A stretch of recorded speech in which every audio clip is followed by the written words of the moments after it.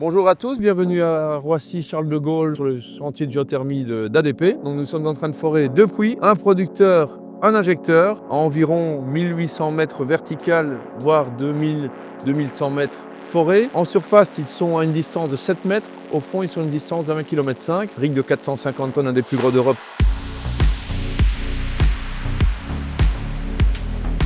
L'idéal de la géothermie, c'est quoi exactement? C'est de récupérer la chaleur du sol, de façon à la ramener en surface. Cette chaleur, elle est gratuite, elle est au fond, elle s'auto-régénère vu qu'elle est chauffée par le centre de la Terre. L'eau sortira à une chaleur entre 72 et 74 degrés et sera réinjectée à 45 degrés. Donc ça veut dire qu'il y aura des échangeurs thermiques en surface qui vont récupérer toutes ces calories. Je vais vous présenter Dan, maintenant notre tool pusher, notre chef de chantier, qui va vous expliquer les spécificités de ce chantier.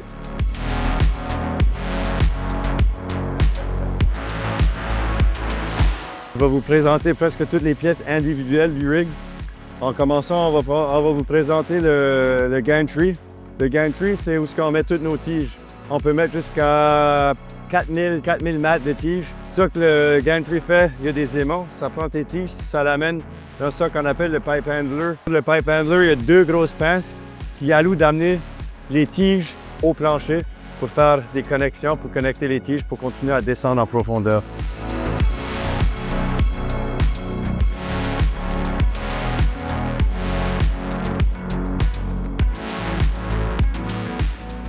Alors ici, on a le rig floor.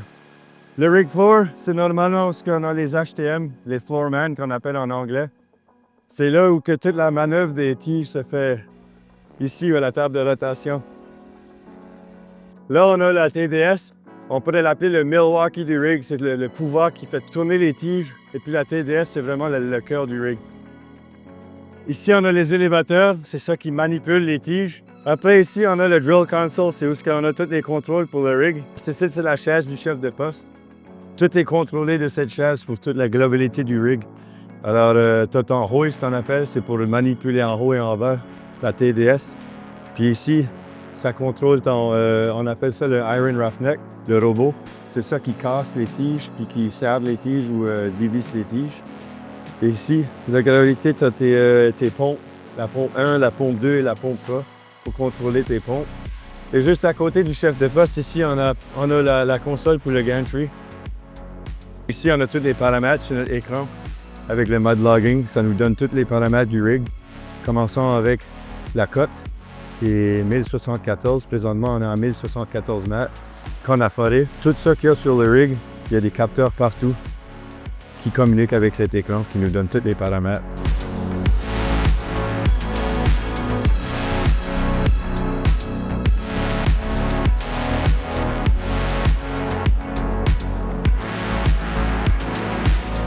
On va descendre, voir les autres équipements auxiliaires du rig.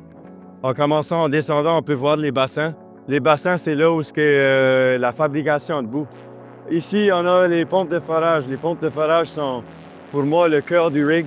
Sans les pompes de forage, tu ne pourrais pas forer un puits. On a deux pompes. Les pompes aspirent la boue des bassins. Et puis, avec les pistons, ça comprime la boue, ça l'envoie dans la TDS à l'intérieur de nos tiges. En même temps que ça monte dans l'annulaire, ça monte nos cuttings. Et puis ça lubrifie notre outil. Ici, on a les shakers. Les vibrateurs sont équipés avec deux moteurs qui font vibrer un châssis qui est connecté avec on appelle ça des tannies ou des screens. Les screens font que ça sépare les solides des fluides pour recycler les fluides, pour repomper les fluides dans le puits. Les solides sont rejetés dans ce qu'on appelle une demi-lune. Ici, c'est là où on fabrique la boue. C'est là où on ajoute tous nos produits de boue pour ajouter la densité. Ça se fait tout ici.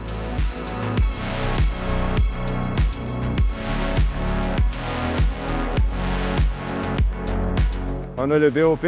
On a 3 éléments sur le BOP. Tout de suite, on a les shear rams, qui est l'élément du bas. Les shear rams, elle peut couper des tiges de 5 pouces. C'est carrément fait pour shearer, comme on dit en anglais, c'est couper la tige. Les pipe rams, qui est l'élément du milieu. Puis on a l'annulaire, qui est l'élément du haut. L'annulaire, elle peut fermer autour de n'importe quelle taille de tige. Mais ça, c'est notre élément secondaire pour contrôler le puits. Ça nous alloue de fermer comme une vanne le puits pour arriver à monter la densité des fluides dans le puits, pour contrôler le puits, pour être en sécurité. J'espère que vous avez aimé le tour. Un petit mot sur la carrière, c'est vraiment une bonne carrière. Après 25 ans, j'apprends. Je suis toujours en train d'apprendre, je suis toujours dans l'apprentissage. J'aime tellement le métier. Si ça vous intéresse, je vous considère de vous approcher de Avant Group pour le recrutement.